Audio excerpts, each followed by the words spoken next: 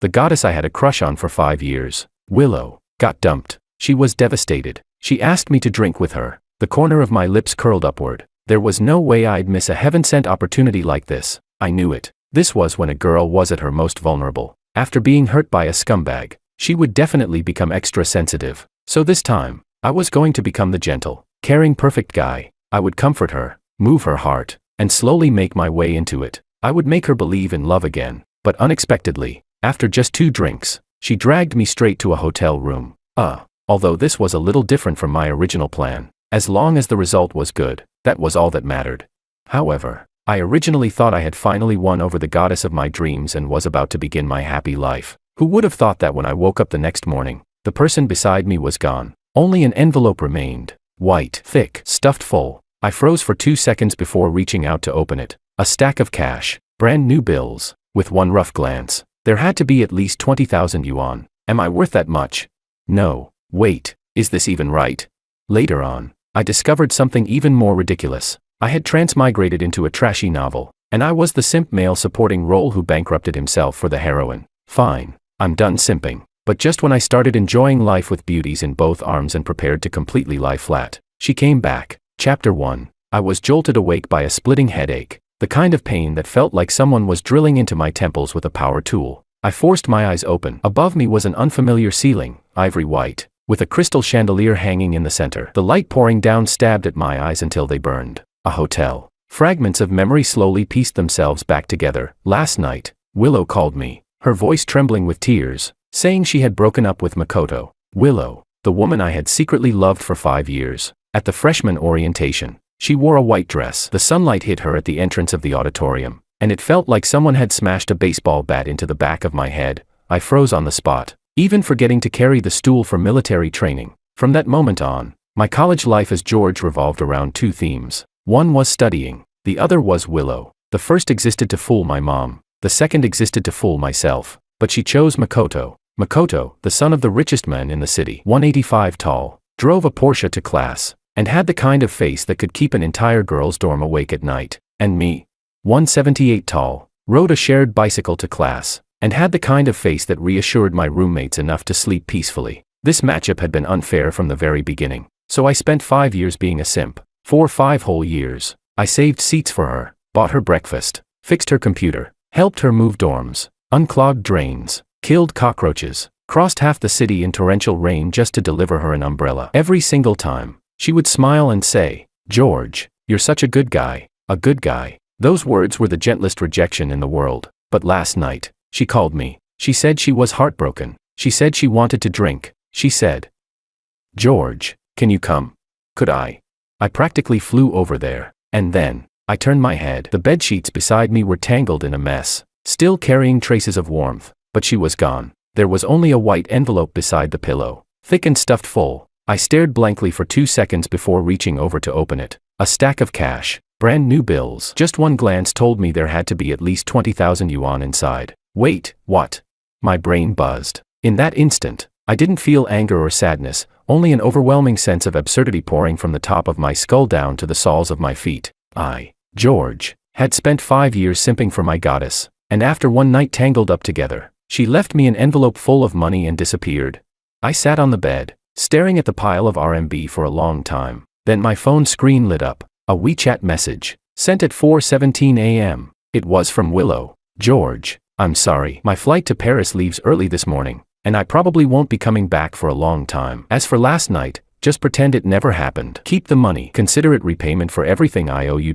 Repayment for everything I owe you." I tossed the phone onto the bed, and then something strange happened. An unfamiliar flood of information surged into my mind like a tidal wave. Not pain. Images. Huge amounts of them, dense, vivid, complete scenes flashing through my head like a movie on fast forward. I saw George's entire life. No, more accurately, I saw a novel titled The Tyrannical CEO Makoto's Exclusive Beloved. In this story, Willow was the heroine, Makoto was the male lead, and I, George, was the tragic male supporting role who simped from beginning to end. In the original story, after Willow left for France, George, me, went insane trying to contact her. He called non-stop, spammed her with messages, even borrowed loan shark money to buy a plane ticket to Paris. She never saw him. Instead, she got involved with a wealthy Chinese-French businessman. who just so happened to be part of a setup orchestrated by Makoto. George refused to give up. He spent every last cent he had and even shielded Willow from one conspiracy aimed at her. Willow was moved for exactly 3 seconds.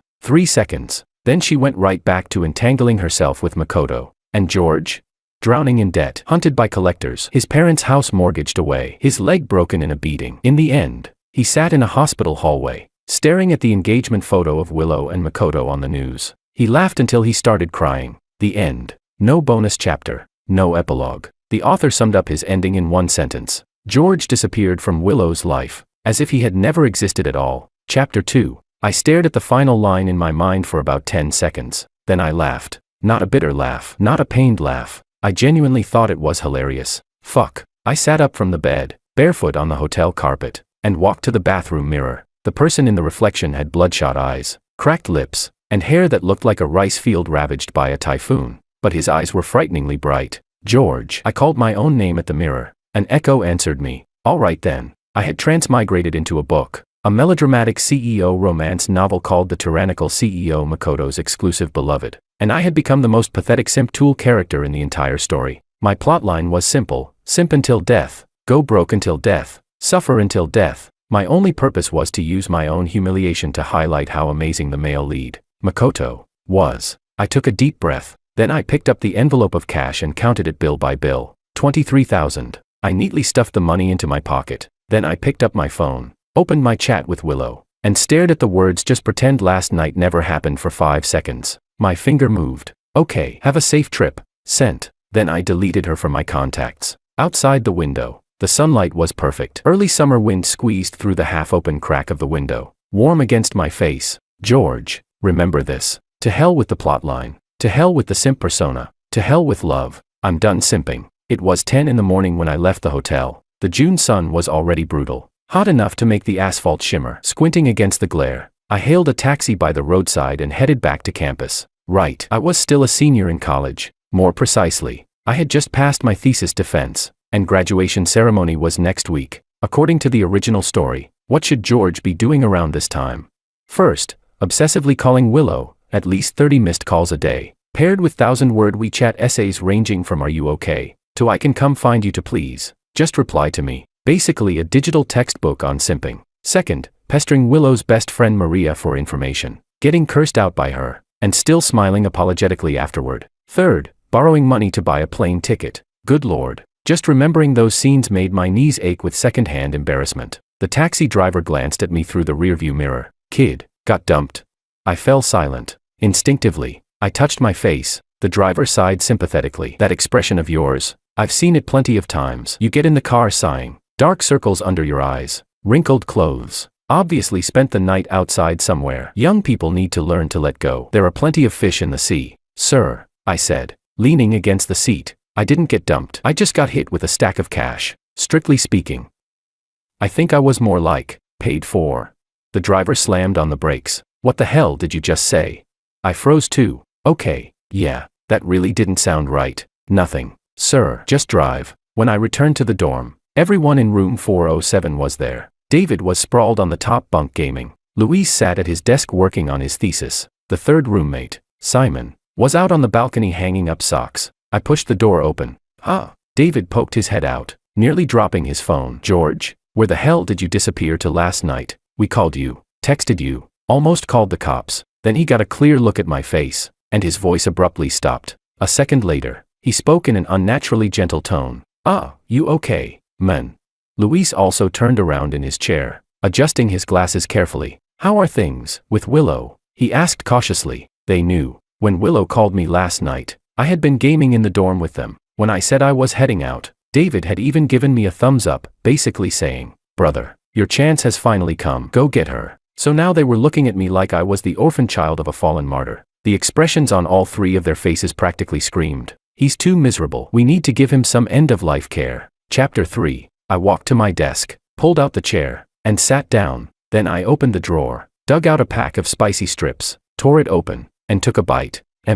Spicy. David hung halfway off the top bunk, hesitating for 3 seconds before asking, George, do you wanna talk about it?" "Talk about what?" "You know, last night." Oh, I chewed on the spicy strip and mumbled. "She went to France. left me an envelope of cash, and bounced. The dorm went silent for 2 seconds. Simon turned around from the balcony, sock still in hand. Luis froze mid-motion while adjusting his glasses. David's mouth dropped into a perfect O shape. Cash. David's voice shot up an octave. What do you mean she gave you money? How much? 23,000. The three of them fell silent. David spoke first, sounding like a detective piecing together a criminal case. Wait, let me get this straight. You went out drinking with her. You spent the night together. Then she left you 23 grand and disappeared. Yep. George. David leaned over the edge of the bed with a solemn expression. Were you just kept as a sugar baby? Simon's sock dropped onto the floor. Luis shoved his glasses all the way onto his forehead. I was not a sugar baby, I said expressionlessly. She just... No. Hold on. David cut me off, jumping down from the bunk and grabbing my shoulders to shake me violently. 23,000. No offense, bro, but with your looks and body, I think you'd max out at maybe 2,300. I stared at him speechlessly. Was that really necessary? I'm helping you conduct market analysis, David replied seriously. Based on current market conditions, this was clearly an overpriced transaction. Simon quietly picked up his sock. David, can you speak like a normal human being for once?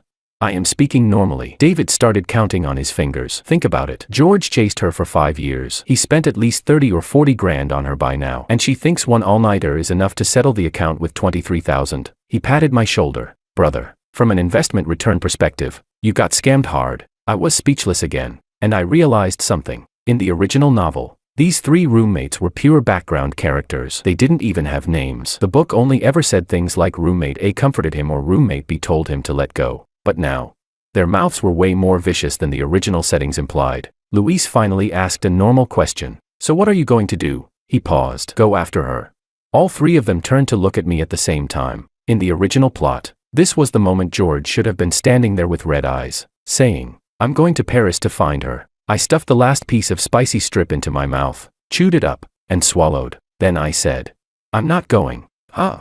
I repeated myself. No chasing her down, no phone calls, no messages, no asking her friends for information. I brushed the chili powder off my hands. She left, but the money stayed. Works out great. I can use it to pay next month's rent. Dead silence. David reached over and touched my forehead. You don't have a fever? Nope. Then did a door slam your head or something? Nope. Did you slip in the hotel shower and crack your skull open? David gripped my shoulders, terror written all over his face. George, you simped for this woman for 5 years. 5 years. Over 1,800 days. And now you're telling me you're done. I looked him straight in the eye. David, what? Today, I suddenly realized something. What? Simping till the very end leaves you with absolutely nothing. Chapter 4. The dorm fell silent again. Out on the balcony, Simon clutched the basin of socks, his lips twitching slightly. Luis slowly pushed his glasses back down from his forehead onto the bridge of his nose. David let go of my shoulders, took a step back, and stared at me for several seconds. Then, he dropped to one knee, hands clasped together. George, he said in a trembling voice, you've finally awakened. I stared at him speechlessly. Can you not kneel? It's creepy as hell. 5 years, brother. David grabbed my pant leg, eyes turning red. Do you have any idea what the three of us felt every time you went out at midnight to bring her late night snacks, help her move, or fix her computer? Simon raised a hand from the balcony. Heartbreak. Luis adjusted his glasses. Like watching a pig you raised willingly jump into a fire pit. You guys usually call me a pig. That's not the important part. David jumped to his feet and grabbed my arm. So excited he looked like he'd just won 5 million in the lottery. The important thing is that you finally came to your senses. Come on. Tonight we celebrate. My treat. Let's hit the barbecue stand. The last time you said my treat was freshman year. Simon reminded him. I forgot my wallet that time. Okay. David protested stubbornly. This time I'm definitely paying. Definitely. I leaned back in my chair, watching my three roommates practically dance with joy over the fact that I'd stopped simping. Honestly, there was a strange feeling in my chest that I couldn't quite describe. In the original novel, this was the point where George officially began his downward spiral. But me, I dug my phone charger out of the drawer, plugged it in, and opened WeChat. Willow's profile picture had already turned into a gray circle. Underneath it was the system message. This user has enabled friend verification. You are no longer friends. I deleted her first. She probably deleted me afterward too. Clean. Efficient. I tossed the phone onto the desk and stretched lazily. Outside the window, the cicadas screamed at the top of their lungs. From this moment on, George's fate had officially gone off the rails. Chapter 5. On graduation day, I stood on the campus field wearing my gown, taking photos with my three roommates. David had an arm slung around my neck, grinning like a weasel that had just stolen a chicken. Luis had actually taken off his glasses for once, squinting at the camera like some ancient artifact freshly unearthed from a tomb. Simon held up a selfie stick and took 7 or 8 pictures without managing to focus a single one properly. None of this existed in the original novel. The original George never attended graduation, because on that day, he was at the airport, using borrowed money to buy a plane ticket to Paris. But now, I stood beneath the blazing June sun, my graduation gown soaked through with sweat, yet my heart felt lighter than ever. After the photos, we headed to the cafeteria for one last meal. When we reached the entrance, I saw someone, Makoto. He stood beside the announcement board near the cafeteria entrance, talking to several men in suits. Sunlight hit the sharp angles of his profile. The shirt he wore clearly wasn't some cheap online purchase. As for the watch peeking out from beneath his cuff, I searched through the original story's memories. Patek Philippe Nautilus, probably worth 3 lifetimes of my salary. David leaned toward me and lowered his voice. Makoto, what's he doing here? Didn't he graduate 2 years ago?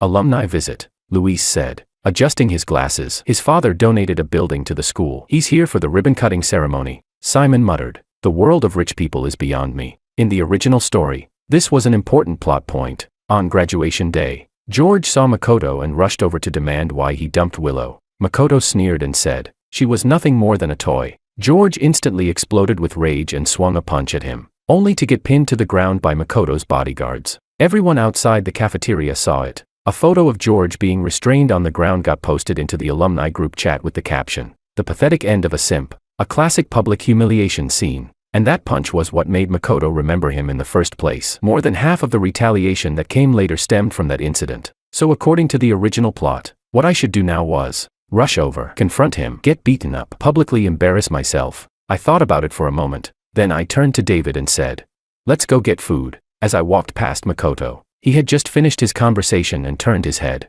Our eyes met for 1 second. His gaze swept across my face without the slightest ripple of emotion, like he was looking at a tree by the roadside. Of course he didn't recognize me. In the original novel, he only remembered George after that punch. I gave him a small nod out of basic politeness, then walked straight into the cafeteria. Behind me, David tugged at my sleeve and whispered in a voice as tiny as a mosquito, "You're not gonna punch him." "Why would I punch him? He dumped Willow, aren't you? What does her getting dumped have to do with me?" David opened his mouth, then closed it, then opened it again, then closed it again, like a bass fish flopping helplessly on shore. "Simon," David finally said, turning toward him, "pinch me. I think I'm dreaming." Simon reached over and smacked him on the back of the head. I said pinch, not hit. Pinching takes too long. I carried my tray to a seat in the cafeteria and took 2 bites of braised pork ribs. Same terrible cafeteria ribs as always. "George," Luis said from across the table after hesitating for a moment, "have you really let her go?" I picked up another rib and bit into it. "Luis, let me ask you something." "What?" "If you chased someone for 5 years, fixed her computer for 5 years, unclogged drains for 5 years, delivered breakfast for 5 years, and then after she got dumped she called you out for drinks, spent one night with you, threw 23,000 yuan at you, and disappeared," I looked at him, "would you still keep chasing her?"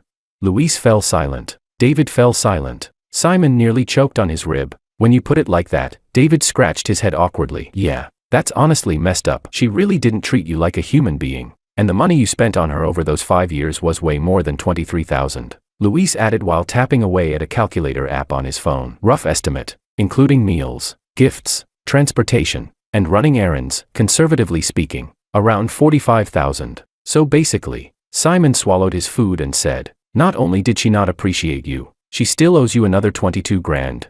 I stared at them speechlessly. "Can the 3 of you please stop analyzing my love life from an economics perspective?"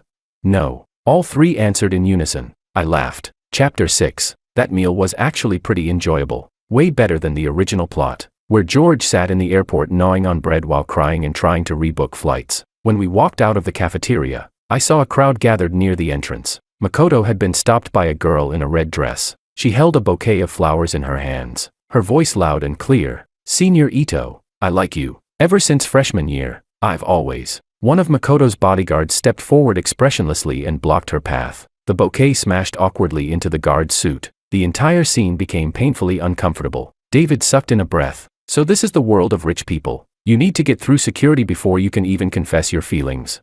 That's called advanced security protocol," Luis said while adjusting his glasses. I glanced at the scene once, didn't stop, and kept walking. In the original novel, George would have stood nearby watching all this, grinding his teeth while thinking, how could a guy like this ever deserve Willow?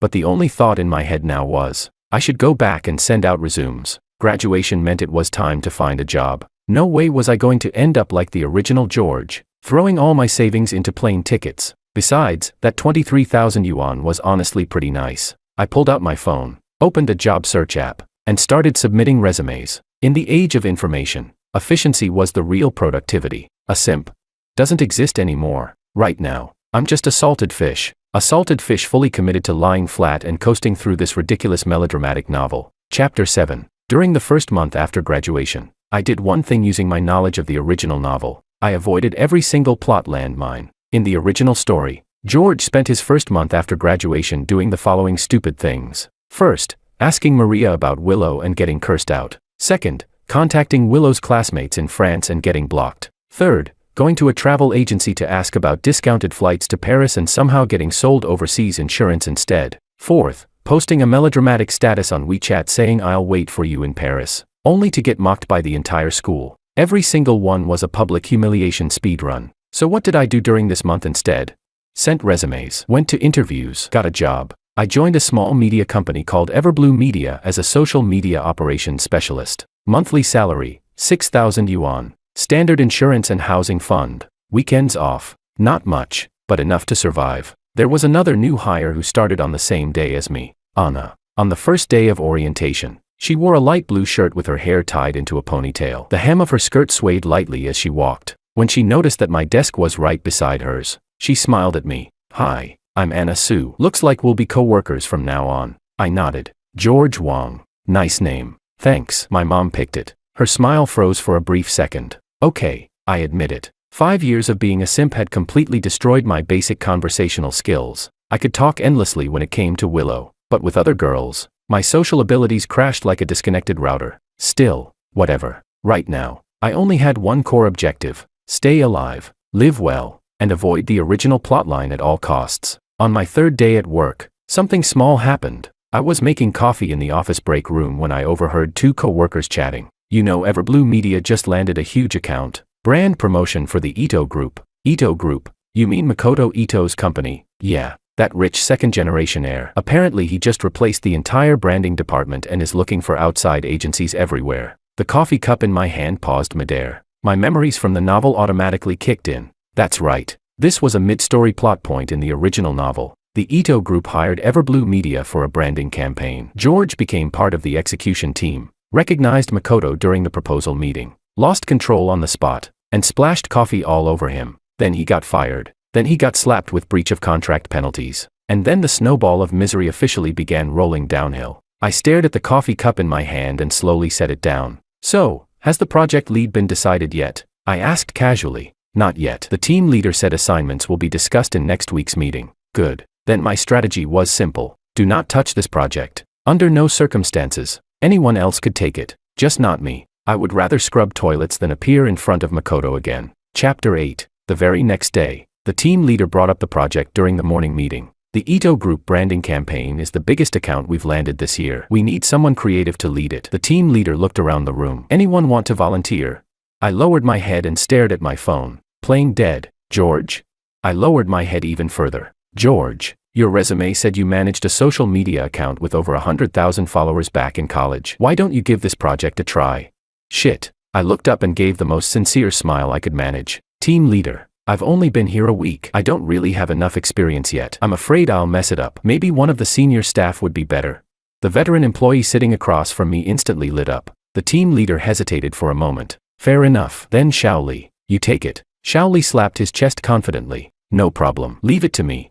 I quietly let out a sigh of relief. Crisis averted. What I didn't expect was that 3 days later, Shaoli got hospitalized with food poisoning from eating spicy hot pot skewers outside the university gate. The team leader panicked and called me out directly during the meeting. George, you're stepping in. No way. Team leader, it has to be you. The proposal meeting with the Ito Group is next week. You're the only one here with experience running a major social media account. Go prepare. No more excuses. I sat at my desk staring at the computer screen, feeling the pure malice of fate pressing down on me. Was the original plot auto-correcting itself?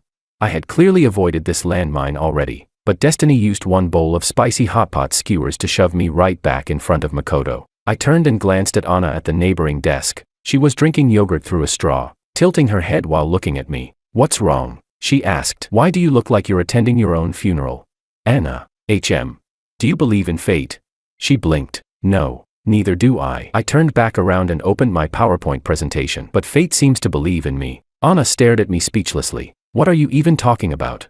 I didn't answer. If I couldn't avoid the plot, then I'd just change the way I played the game. In the original novel, George splashed coffee all over Makoto during the proposal meeting. So all I had to do was not bring coffee into the meeting room, right? No coffee, just plain water. Even if plain water spilled on him, at worst it would be a little embarrassing. Nothing catastrophic. Wait, maybe I shouldn't bring any liquids at all. What if fate pulled some nonsense again and my hand suddenly twitched while holding a cup of water? Forget it. On the day of the proposal meeting, I wouldn't bring anything. No coffee, no water, empty-handed, going in bare-knuckled. I refused to believe that a trashy romance novel could really drag me headfirst into a flaming pit against my will. Chapter 9. The proposal meeting was scheduled for next Wednesday. Location, conference room, 37th floor, Ito Group headquarters. I spent 5 days preparing the proposal. Honestly, setting aside George's tragic role in this novel, the guy was genuinely capable. Back in college, he built a public account from scratch to over 100,000 followers. He had real talent when it came to social media strategy. The problem was that the original author designed him as a tool character. All of his talent existed solely to be suppressed and trampled on for dramatic effect. But now, I was the one using this character. I could use his abilities without walking his path. On Wednesday morning, I wore a clean white dress shirt and a tie. Anna tied it for me because after 3 attempts, I somehow kept turning it into a noose. "Are you going to a proposal meeting or trying to hang yourself?" Anna laughed so hard she had to squat down after seeing the disaster around my neck. "Shut up." She stood back up, fixed the tie properly, and patted my shoulder. "Good luck, George." The moment I arrived at the Ito Group headquarters, I could already feel the presence of money. The marble floors were polished enough to reflect people's faces. The receptionist's smile was so perfect it looked factory-made. Even the central air conditioning was set at the exact temperature that kept people alert without making them shiver. 37th floor conference room. The instant I pushed the door open, I saw Makoto Ito. He sat at the head of the conference table with 2 executives in suits beside him. In front of him sat a cup of coffee. I stared at the coffee for 3 seconds, then instinctively looked down at my own hands. Empty, good, safe, Everblue Media.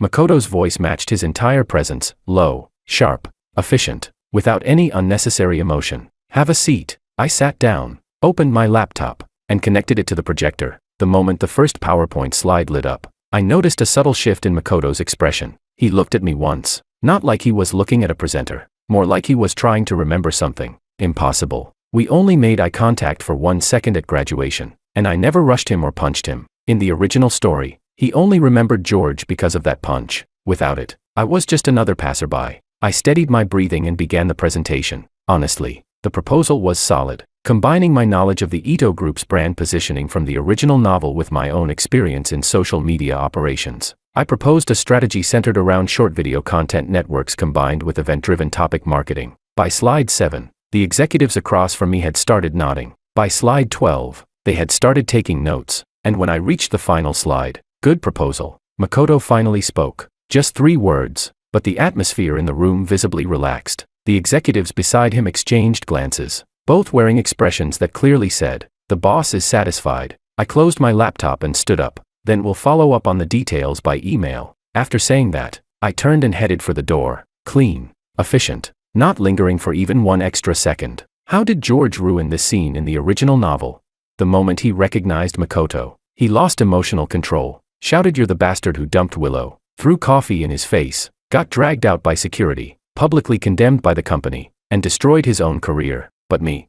The proposal passed successfully. I hadn't brought a single liquid into the conference room. I didn't recognize anyone, and I didn't say one unnecessary word. Perfect. Chapter 10. By the time I reached the elevator, I finally let out a breath of relief. My heartbeat was still a little fast. My palms were sweaty, but at least my face stayed calm. The elevator doors opened. I stepped inside and pressed the button for the first floor. The doors were just about to close. A hand reached in from outside and stopped them. Makoto walked in. No executives behind him. No bodyguards. Just him alone. The elevator doors shut. Only the 2 of us remained. 37 floors. What's your name? He suddenly asked. My back stiffened for a split second. George Wang. George Wang. He repeated the name slowly, like he was testing the sound of it. Your proposal had some interesting ideas. Thank you. Silence lasted for 2 floors. You graduated from H University? He asked again. Yes. This year?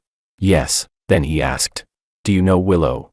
My heart clenched like someone had grabbed it with a fist, but my expression didn't move at all. Not really, I replied calmly. H University has a lot of people. Makoto turned his head and looked at me for 1 second. Then he nodded.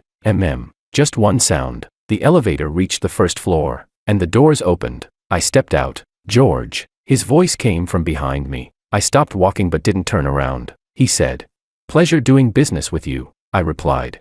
Likewise. The moment I walked out of the Ito Group building, the scorching June heat crashed into me, instantly drying the cold sweat on my back. My phone buzzed. A WeChat message from David. Holy shit, George, you actually went to Makoto's company for a proposal meeting. Your coworker posted about it. I saw everything. Tell me you didn't rush over and punch him.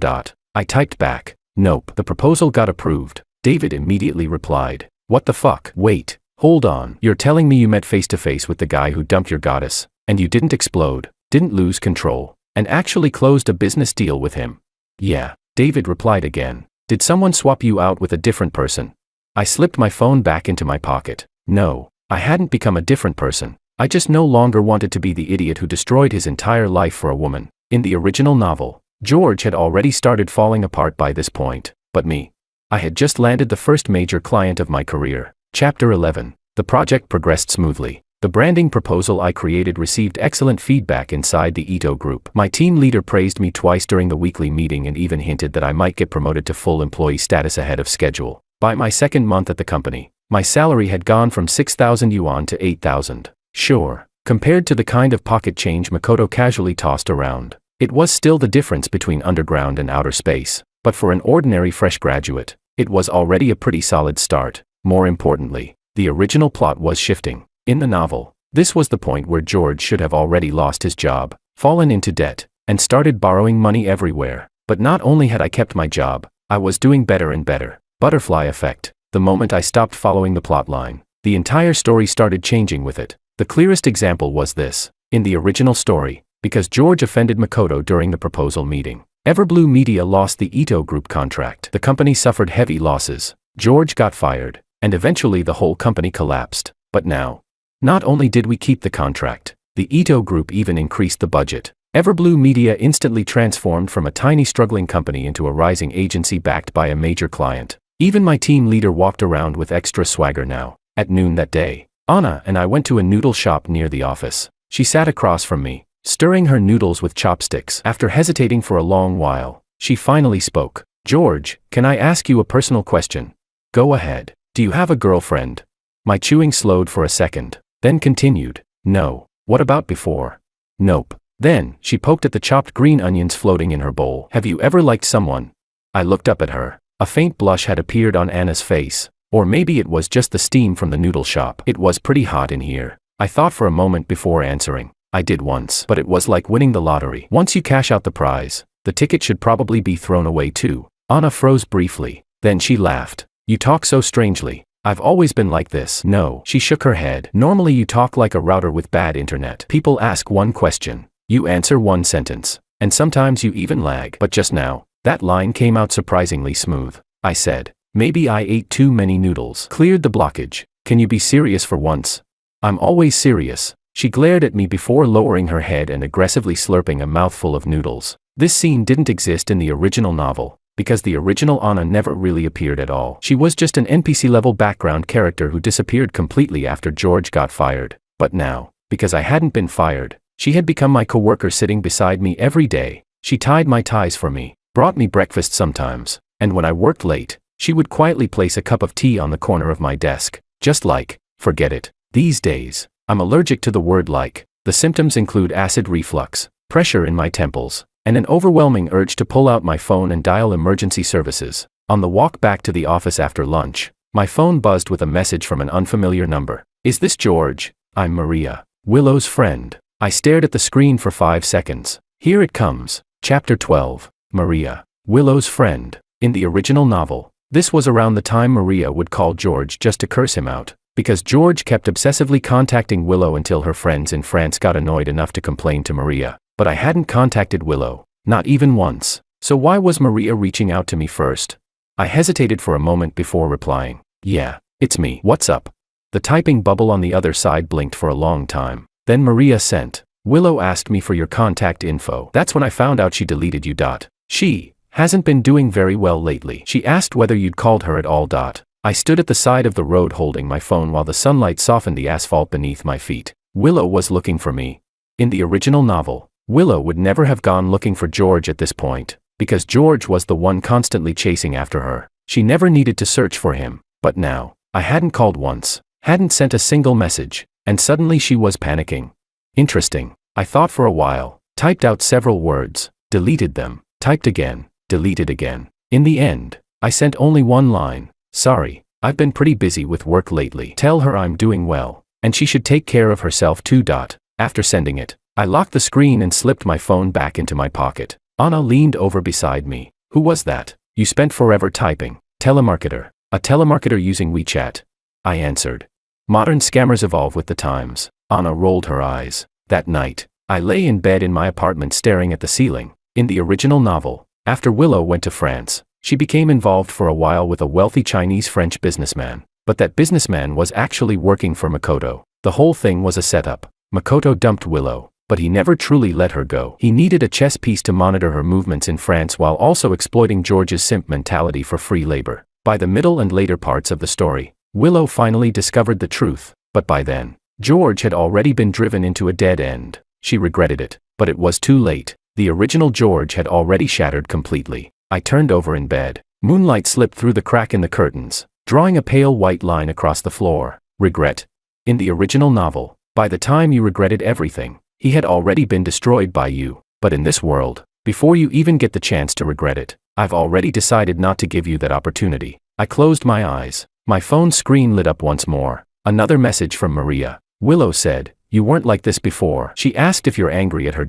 I didn't reply. I turned over again and shoved the phone beneath my pillow. Outside, the cicadas screamed through the entire night. Chapter 13. Time moved into August. I officially became a full employee at Everblue Media, and my desk got moved from the corner to a spot by the window. The Ito Group project was thriving, and because of it, the company landed several additional mid-sized clients. My title also changed from social media operator to project supervisor. Monthly salary, 12,000 yuan. Sure, in this city, 12,000 mostly just meant paying rent and finally being able to eat decent food once in a while. But compared to the original George, who, at this point in the novel, was already drowning in hundreds of thousands of yuan in debt, it was heaven and earth apart. The butterfly effect kept spreading. I never went to Paris to look for Willow. Willow never received George's endless phone bombardment. That wealthy Chinese-French businessman never got the chance to use George as a pawn. Makoto's carefully arranged scheme was slowly collapsing because it lacked one key ingredient. A useful idiot named George, and Willow.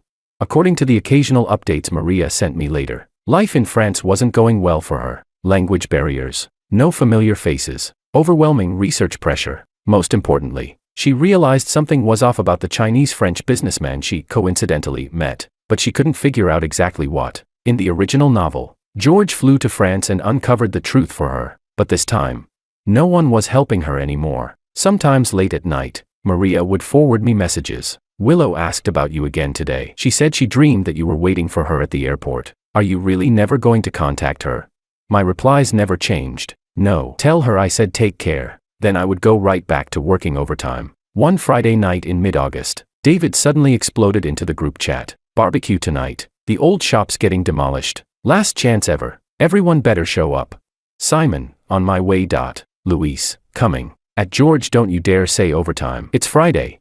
I glanced at the unfinished scheduling spreadsheet on my screen. Then I closed the computer and replied, coming. The barbecue place was hidden in the alley behind the university. The owner's surname was Mao. He had a giant gold tooth, and he'd been grilling skewers for 30 years. By the time I arrived, the three of them were already seated. David had already opened 2 beers. Simon was devouring skewers. Luis was staring at his phone. The moment they saw me, David waved enthusiastically. He's here. He dragged over a chair for me. Sit. I sat down, grabbed a beer bottle, and popped the cap off with my teeth. The first gulp of ice-cold beer instantly washed away half the August heat. George, David said, throwing an arm around my neck while reeking of alcohol. What's your monthly salary now? 12,000. Holy shit. David's eyes widened dramatically. You only graduated 2 months ago. Got lucky. Landed a major client. What client? I paused briefly before answering. The Ito Group. Beer nearly shot out of David's nose. Simon dropped his skewer onto the table. Luis finally looked up. Wait. David said while wiping beer foam off his mouth. The Ito Group. As in Makoto Ito's Ito Group. You're working for Makoto now. Not working for him. Agency partnership. David wore the expression of a man watching an incomprehensible art film. George, the woman you secretly loved for 5 years got played and dumped by this guy. And now you're making branding proposals for his company. Yep. You don't think there's something wrong with that? What's wrong with it? I bit into a lamb skewer. They pay well. David opened his mouth, then closed it again. Simon picked up the skewer he dropped, wiped it off silently, and kept eating. Luis adjusted his glasses, typed something into his phone, then turned the screen toward me. It read, "Are you really George? Or did an alien wear George's skin? The George the first knew could never do this." "I am George," I said before taking another drink of beer. Just a George who finally figured things out. Luis stared at me for a long time, then lowered his phone and quietly said, "That's good too. That's good too." Coming from the most rational person in the dorm, that was the highest praise possible. Halfway through the barbecue, my phone rang. Unknown number. International country code. Chapter 14. France. I stared at the screen for 3 seconds. David leaned over and saw the number 2. His expression instantly changed. "Is it her?" he asked. I didn't answer. I silenced the call. The ringing stopped, then started again. I silenced it again. 3rd time. 4th time. David completely forgot about his barbecue skewers and stared at the flashing number starting with +33 like he was watching a horror movie. On the 5th call, I answered. "Hello." The other end went silent for 2 seconds. Then a voice came through, carrying a hint of nasality, a little hoarseness, and cautious uncertainty. "George?"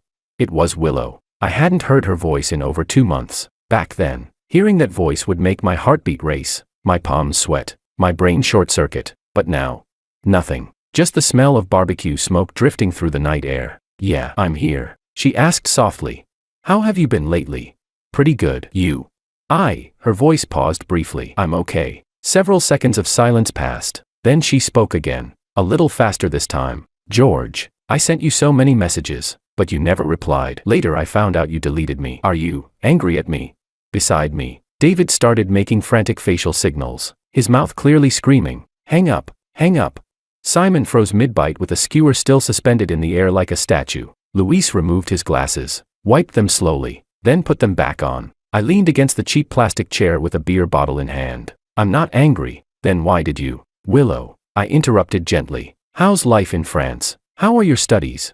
"They're okay." "That's good." "George," I interrupted her again. "I've been pretty busy lately. Just joined a company doing brand marketing." My tone was calm, casual, like discussing the weather. "I'm having barbecue with friends right now. They're waiting on me." The other end fell silent. Silent for a very long time. Long enough that David craned his neck over, thinking the signal had died. "George." Willow called my name again. "What is it?"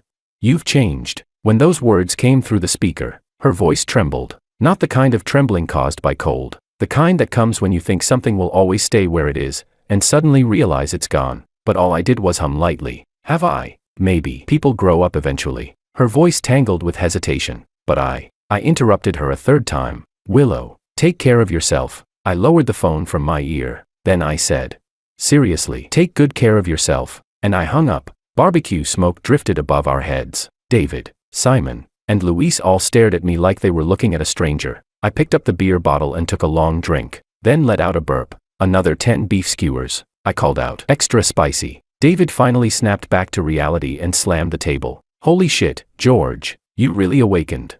He shouted so loudly that even the old men at the neighboring table turned to look at us. Simon silently took another bite of his skewer. Luis pushed his glasses up slightly, the corners of his mouth lifting just a little more than usual. The barbecue lasted until midnight. Empty beer bottles piled beneath the table like a miniature mountain. On the walk back, David was completely drunk, hugging a street lamp while singing breakup songs at the top of his lungs. Simon dragged him forward by force. Luis walked beside me at the back while moonlight scattered silver across the pavement. "George, yeah. You did the right thing." I smiled faintly. Whether it was right or wrong didn't really matter. What mattered was this. Before loving someone else, learn to love yourself first. I didn't want to become the kind of person who sacrificed his entire life just to play a supporting role in someone else's story anymore. Chapter 15. September arrived. Autumn came with it, bringing a faint chill into the air. Everblue Media had become well known because of the Ito Group project, and more clients started landing on my desk. I even began managing my own team. Anna got assigned to my group. Her desk sat directly across from mine, and every morning she would leave a cup of Americano on my desk after discovering I'd quit all sugary drinks. "Are you cutting weight lately?" she asked one morning. "No," I replied. "I just feel like drinking something bitter." "That's such a weird reason. Bitter things keep people awake." She didn't ask further, but the next day, the Americano became a double espresso. It was unbelievably bitter. Bitter enough that I suspected she was secretly taking revenge on me for something. In the middle of September, something unexpected happened. The head of the Ito Group's branding department invited me to dinner. Not a business dinner, a private one. The restaurant was a high-end Japanese place where the average meal started at 800 yuan per person. By the time I arrived, Director Song from the branding department was already seated inside the private room. "Supervisor George, come, sit." He sounded strangely enthusiastic. "I invited you here today because there's something I'd like to discuss. Please go ahead, Director Song." "Well," he lowered his voice, "President Ito has been extremely satisfied with your proposals. He's mentioned your name privately several times." My chopsticks paused. "President Ito believes you're talented. Too talented to stay buried in a small company." I slowly put my chopsticks down. "What exactly are you implying, Director Song?" "President Ito wants to recruit you." He smiled. "Deputy Director of Branding. Starting annual salary, 600,000. My mind buzzed. 600,000. Right now, even at full calculation, my annual salary barely reached 140 or 50,000. This was more than 4 times the jump, but right after that buzzing came another cold voice. The voice of the original novel's memories. Near the end of the original story, after Makoto pushed George into absolute despair, he had also offered him a similar deal, work under him in exchange for completely cutting ties with Willow. That was the embodiment of Makoto's possessiveness. He wanted everyone connected to Willow to become pieces on his chessboard. Sure, the current situation was different. I wasn't threatening Makoto, and I had no involvement with Willow anymore. But the timing and nature of this offer still made the hairs on the back of my neck stand up. Director Song. I lifted my teacup and took a sip. "Please thank President Ito for thinking so highly of me. But I've only just found stable footing at Everblue Media. Leaving now wouldn't really be appropriate. The salary can still be negotiated. It's not about the money." I placed the teacup down. "I think staying on the agency side exposes me to more industries. Broader perspective." That was the most polite rejection I could think of. Director Song's smile stiffened briefly before recovering. "Well then, no pressure. But President Ito's offer will remain open. Supervisor George is welcome to reconsider anytime." "Understood. Thank you." By the time I stepped out of the restaurant, night had already fallen. The autumn wind drifted through the streets carrying the faint scent of osmanthus flowers. I stood by the roadside for a while and lit a cigarette. I didn't smoke, but the body I inherited from George still retained the habit. Whenever stress piled up, there would occasionally be an urge for one. My phone buzzed. A message from Anna. "Finished with overtime. I'm downstairs at the office. Want to walk together?" I crushed the cigarette out immediately, then replied, "On my way. When I got downstairs, Anna was standing beneath a street lamp waiting for me. The autumn breeze had loosened a few strands of her ponytail, and she was tucking them behind her ear with one hand. The moment she saw me, she smiled. "Have you eaten?" "Yeah. Client dinner. Japanese food." I looked at her in surprise. "How did you know?" She reached out and brushed lightly against my sleeve, rubbing her fingertips together. "You got wasabi on your cuff, and you smell like smoke." She wrinkled her nose slightly. "Since when did you start smoking?"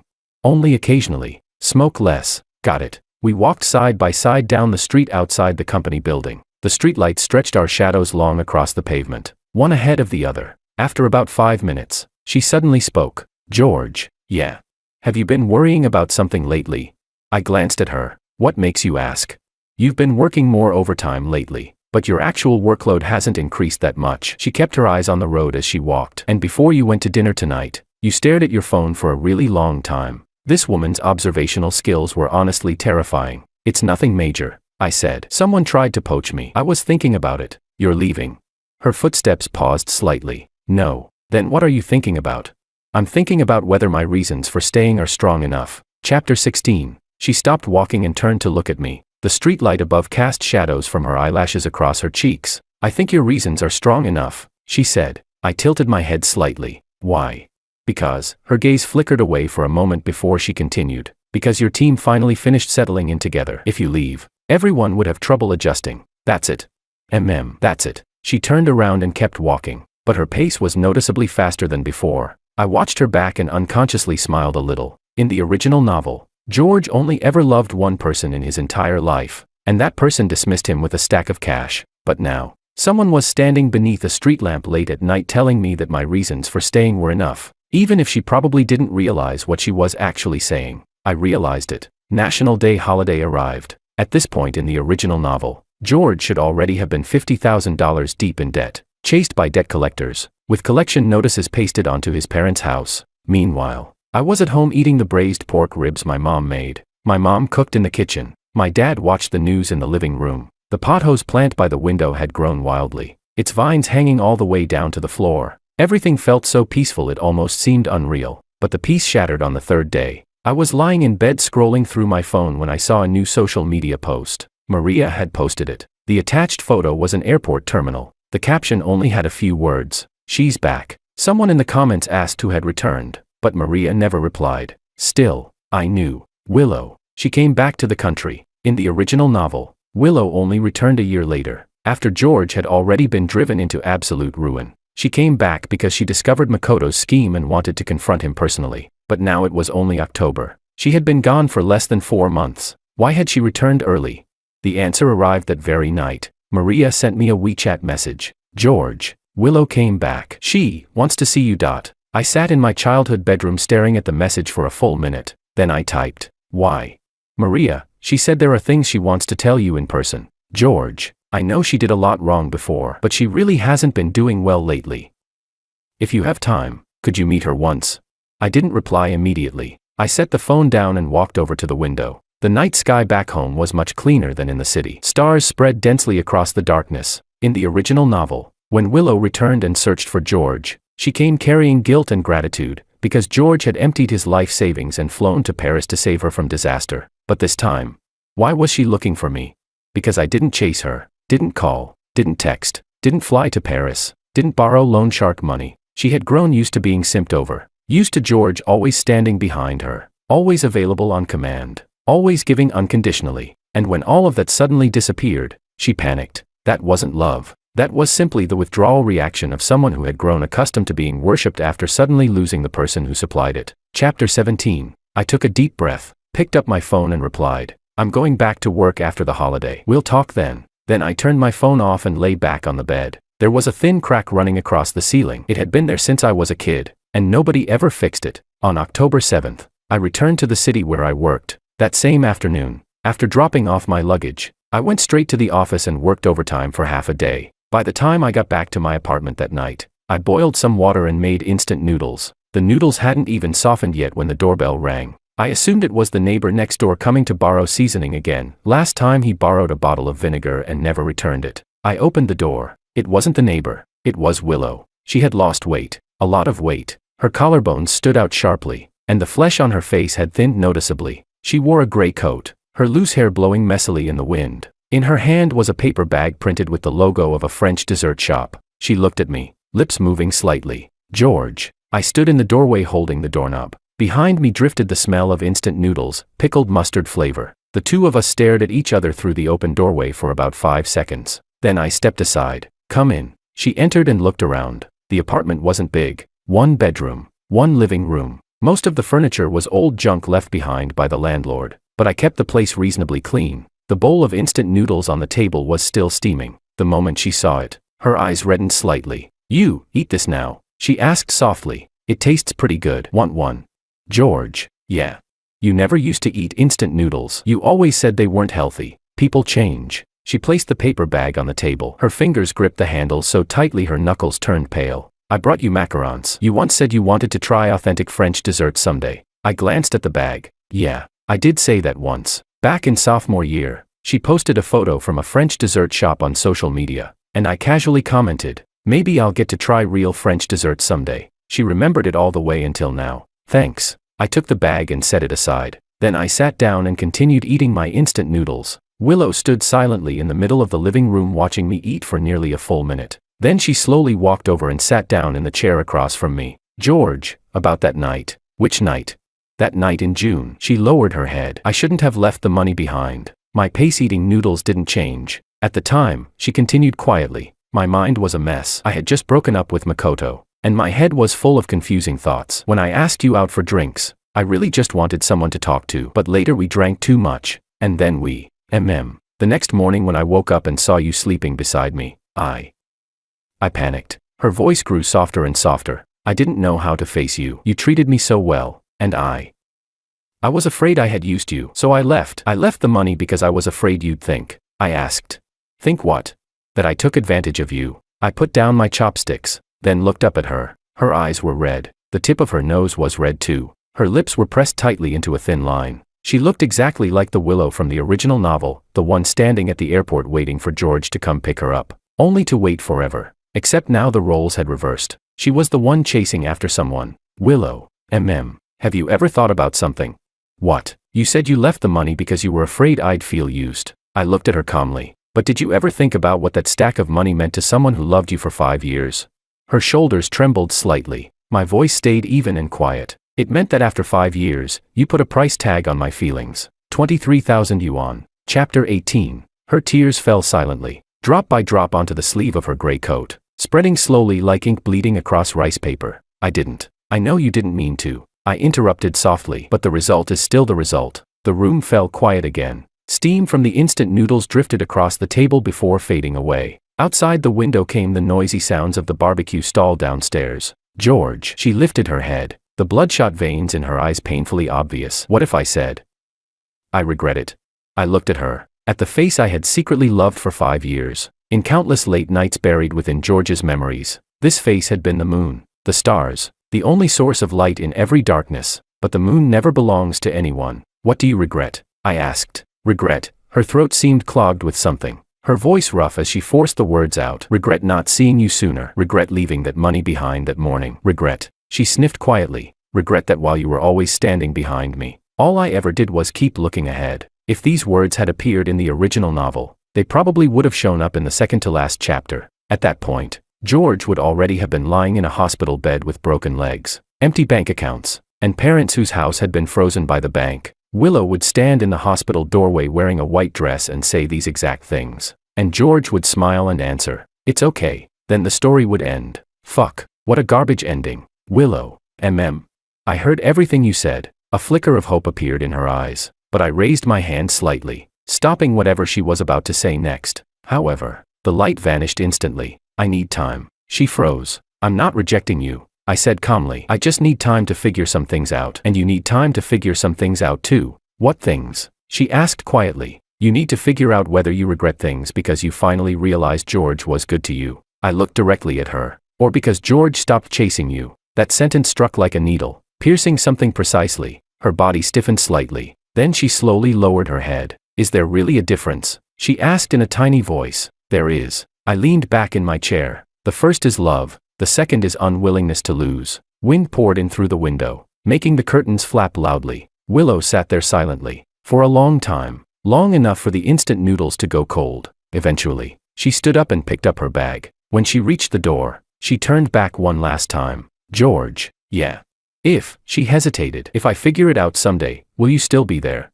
I leaned against the chair and looked at her. I don't know. It was an honest answer. She nodded softly, opened the door, and walked out. The moment the door shut, I heard an incredibly faint sound of sobbing from the hallway. I carried the cold instant noodles into the kitchen and dumped them into the trash. Then I opened the paper bag from the French dessert shop. Inside were 6 macarons lined up neatly, pink, purple, green, yellow, a row of tiny colorful chubby circles. I picked up the pink one and took a bite. Sweet. So sweet it made my teeth ache. My phone screen lit up. A message from Anna. Company team building event tomorrow. Are you going? I placed the macaron back into the box and replied, yeah. Chapter 19. October passed, and November arrived. The weather turned cold. I added another blanket to the apartment bed, sealed the windows with insulation strips, and placed 2 small plants on the balcony, gifts from Anna, who claimed they purified the air. Work became busier and busier. The Ito Group project entered its final stage, and I led the team through the last round of performance analysis. Anna handled the data reports. She worked overtime until 9 or 10 every night, so I started bringing her late-night snacks. You don't have to buy me food every single day, she said while taking the hot dry noodles from me. Her mouth said one thing. Her hands very honestly ripped the package open. Just happened to pass by, I said. She snorted. Oh really? Your apartment is north of the company. The snack shop is west of the company. And I live east. And you're calling that on the way? I smiled. The earth is round. Everywhere is on the way. She choked slightly on her noodles and lowered her head to keep eating. One evening in mid-November, after overtime ended, Anna and I walked out of the office together. A thin drizzle floated through the night sky. Not heavy enough to count as rain. More like mist. I didn't bring an umbrella. Neither did she. Let's wait a bit, she said while looking up at the sky. Maybe it'll stop soon. Sure. We stood side by side beneath the awning outside the office building. Leaning against the wall, streetlights shone through the rain, scattering fragments of gold across the ground. George. Yeah. That person you used to like. Her voice was soft, half swallowed by the sound of rain. Do you still like her? I looked at the curtain of rain in front of us. I don't know. What does that even mean? It's just, I thought for a moment. It feels strange, like you spent 5 years taking care of a flower, watering it every day, giving it fertilizer, making sure it got sunlight. I paused. Then one day, the flower pot breaks apart, and you realize the roots of that flower were never planted in your soil to begin with. Anna fell silent. And then, I continued quietly. You notice another flower growing by the roadside. Nobody waters it. Nobody fertilizes it. But every morning it still blooms beautifully. And whenever you pass by, it sways its leaves at you a little. Anna turned her head to look at me. I could feel her gaze, but I didn't turn back. She asked softly. So, have you watered it yet? Not yet. Why not? I'm afraid if I water it too much. I smiled faintly. I might drown it. The rain was loud, but she still heard that sentence, because she laughed. Not loudly. Just the kind where the corners of her lips lift instinctively before she quickly presses them back down and pretends nothing happened. That metaphor was terrible, she said. I know. And comparing people to flowers is incredibly cheesy. I know. But, her voice paused. The rain became lighter. Then she said, but, if someday you decide to water it, she lowered her gaze slightly. That flower probably wouldn't mind. The moment she finished speaking, she pulled her hood over her head and dashed into the rain. Anna. She turned back and smiled at me. No need to walk me home. I'll grab a taxi. Good night. She ran over 10 meters before flagging down a cab at the roadside. The car door opened and shut. Its taillights stretched into 2 red lines before disappearing into the rainy night. I stood beneath the awning with my hands in my pockets. The corner of my mouth lifted slightly. Then I pulled out my phone and opened WeChat. There was one unread message. From Willow. She had added me again. This time, I accepted. The message itself was short. George, I figured it out. I don't regret things because you stopped chasing me. It's because after I went to France, every single night when I couldn't sleep, the person I thought about was always you. Not Makoto, not anyone else. You said you needed time. I'll wait for you. No matter how long it takes. I stood there in the rainy night holding my phone. The streetlight above illuminated the screen as each line burned slowly into my eyes. Chapter 20. The Willow from the original story had never said anything like that before. In the original story, she reconciled with Makoto at the end. George was the one who got abandoned, the one who was forgotten, the one treated as if he had never existed at all. But this world wasn't the original story. This version of Willow, after living without George simping after her every day, finally realized who had always been standing behind her all along. I don't know if that counts as love. Maybe it does. Maybe it doesn't. Maybe love is just something people realize far too late. You think it's only natural while you have it, and only understand its value after it's gone. But there was one thing I knew clearly. I would never return to the original storyline again. I would never again become the idiot who sacrificed everything for one person. Never again beg and grovel for pity. Never again tie my life to somebody else's story. I typed out a few lines, deleted them, typed again, deleted them again. In the end, I only sent one sentence. I figured some things out too. Next Saturday, that noodle shop at the old place. Noon. You coming? After sending it, I locked my screen. The rain had stopped. The moon emerged from behind the clouds, spilling pale silver light across the ground. I slipped my phone into my pocket and walked into the night. The streetlights behind me stretched my shadow farther and farther, all the way into the unseen distance. 23-year-old George, inside a novel that never belonged to him, had finally walked out a path of his own. No system, no cheat like Golden Finger, no earth-shattering revenge comeback, just an ordinary person, who, after finally understanding his role, chose to stand up instead of kneeling. As for how the story ends, I don't know. The ending from the original story had already been torn apart by me. The new ending would have to be written by my own hands. Maybe it would be a fresh start with Willow, or maybe it would be a brand new story with Anna beneath the streetlights on a rainy night, or maybe it would be nothing at all. But no matter what, I, George, will never be a simp again in this lifetime. This was the awakening declaration of a former simp male supporting role, and also the final rebellion of a trashy novel character against his own fate. Rain fell softly outside the window. On the desk sat a cup of instant noodles gone cold, and a half-finished box of French macarons. My phone screen lit up. A message from Anna. Got home. The rain's way too heavy. If you catch a cold tomorrow, don't come to work. Another message followed immediately after. That flower pot got watered by the rain today. It's alive. Growing pretty well, actually. I leaned back in my chair and smiled. Moonlight quietly spilled in through the window, falling across the box of macarons. Pink, purple, green, yellow, sweet, bitter, sour, spicy. Life is probably just like that. And me, I could finally choose for myself.